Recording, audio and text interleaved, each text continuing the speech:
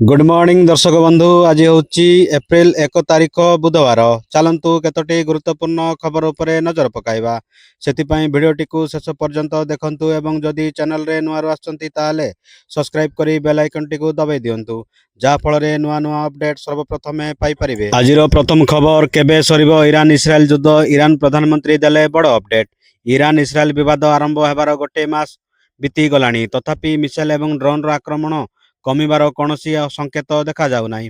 America किंबा इस्राएल पछकु हटिबाकु प्रस्तुत नाहांती एवं ईरान मध्य प्रतिशोध नेबाकु संकोच करू नाही। समस्ते केवल जानिबाकु चाहंती जे एही युद्ध केबे शेष हबो, हेले वर्तमान पई संघर्ष शेष हेबा बहुत दूर रे मने होउची। प्रधानमंत्री नेतान्याहू मध्य समान संकेत देइछंती। अमेरिका एवं इस्राएल द्वारा फेब्रुआरी 28 रे युद्ध आरंभ करा जायतिला, किंतु से माने एबे एहा केबे शेष हबो से विषय कौनसी संकेत देउ नाहांती। परवर्ती खबर, बजार रे युद्ध तांडव, प्रथम थर टंका 95 पार। तेजीब दरदाम, आम आदमी को झटका। मध्यप्राच्य रे रणहुंकार भारतीय बजार रे सृष्टि करिछि कंपन। दुर्बल हो जाइछि टंका, तैल दर उपर मुहां आउ पुंजी बजार थरहर। एसबु मध्य अर्थनीति रे घटी आसिलाणी अनिश्चिततार कला बादल। अमेरिका डॉलर तुलन में आज भारतीय टंकार विनिमय मूल्य प्रथम थर 95 स्तर पार कर जाइछि।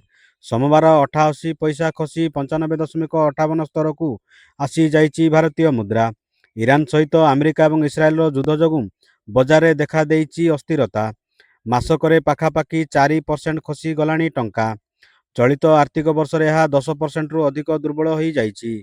टंका दुर्बल हेबा द्वारा अर्थनीतिक बड़ प्रभाव देखा मिलिछि बोली सूचना मिलिछि। परवर्ती खबर, चलित मासरु एटीएम रु टंका उठाइबा हेबो महंगा। एचडीएफसी रु पीएनबी पर्यंत हेबो महंगा। एप्रिल 1 अर्थात आज ठारू HDFC bank, Punjab national bank एवं बंधन बैंक सेमानकर एटीएम नियम रे परिवर्तन करिवे। एथिरे मागणा कारबार सीमा, नगद उठाण सीमा एवं अतिरिक्त कारबार शुल्क अंतर्भुक्त। एही नूतन नियम कार्यकारी हेबा सहित ग्राहक माननकु पूर्व अपेक्षा अधिक योजना सहित एटीएम व्यवहारकारी को पड़िबो महंगा। कारण निर्धारित सीमा अतिक्रम करुवा कारोबार पई अतिरिक्त शुल्क लागू करा जिवो। एही परिवर्तन गुड़िक सीधासलख सेमानक उपरे प्रभाव पकाइबो जेउ माने बारंबार एटीएम व्यवहार करंती। अतिरिक्त शुल्क एड़ाइबा पई एपरि ग्राहक माननकु एबे सेमानकर नगद टंका उठाण एवं बालांस जांच सीमित କରିବାକୁ पड़िबो बोली कुहा जायछि। परवर्ती खबर, कागज जगाइबारे विलंब, अधारे अटकिछि नवम दशम श्रेणी बही छपा। नवम और दशम श्रेणी पाठ्यपुस्तक छपा अधा रही। एबे सुधा माध्यमिक शिक्षा परिषद 8 लाख पाठ्यपुस्तक छपाई 316 ब्लॉक पॉइंट को पठाई बेले आहुरी मध्य बही पठाइबार योजना रही।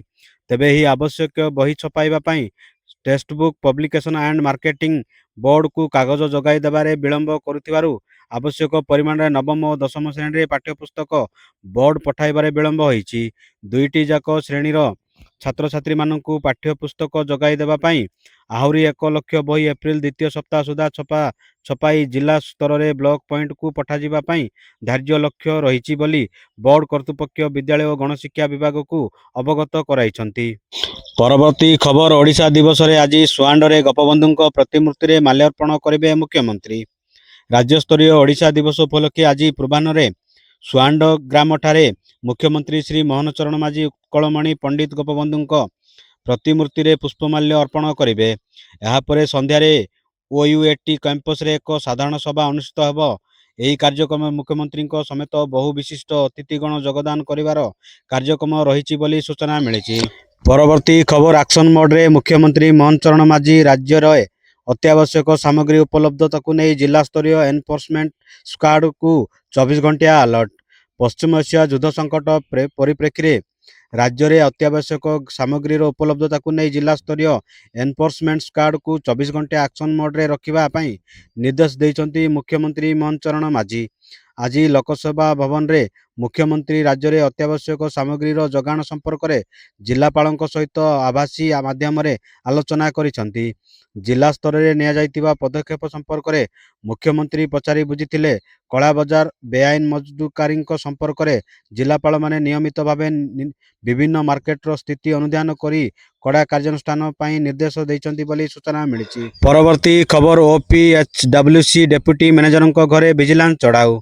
ଭିଜିଲାନ୍ସ ଜାଲରେ Odisha police housing and welfare corporation ବା OPHWCର ସମ୍ବଲପୁର ଡିଭିଜନର deputy manager OPHWC deputy manager Bidush Ranjan Bhol ମଙ୍ଗଳବାର 5 ଲକ୍ଷ ଟଙ୍କା ନେଇ ଯାଉଥିବା ସମୟରେ ଭିଜିଲାନ୍ସ ହାତରେ ଧରା ପଡ଼ିଛନ୍ତି।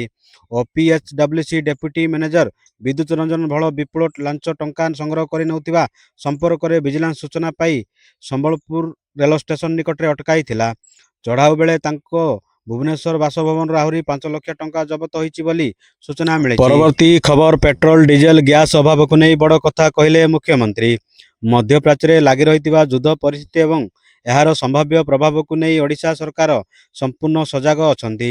ବିଧାନସଭାରେ ବ୍ୟୟ ମଞ୍ଜୁରୀ ବିଲ୍ ନେଇ ବିବୃତ୍ତି ରଖିବା ସମୟରେ ମୁଖ୍ୟମନ୍ତ୍ରୀ ମୋହନ ଚରଣ ମାଝୀ ରାଜ୍ୟବାସୀଙ୍କୁ ଆହ୍ୱାନ ଦେଇଛନ୍ତି ଯେ କୌଣସି ବି ପରିସ୍ଥିତିର ସାମ୍ନା କରିବାକୁ ରାଜ୍ୟ ସରକାର ପ୍ରସ୍ତୁତ ଅଛନ୍ତି। ମୁଖ୍ୟମନ୍ତ୍ରୀ କହିଛନ୍ତି ଯେ ବିଶ୍ୱସ୍ତରୀୟ ଯୁଦ୍ଧ ପରିସ୍ଥିତିର ପ୍ରଭାବକୁ ନେଇ ସେ ବ୍ୟକ୍ତିଗତ ଭାବେ ସମୀକ୍ଷା କରିଛନ୍ତି।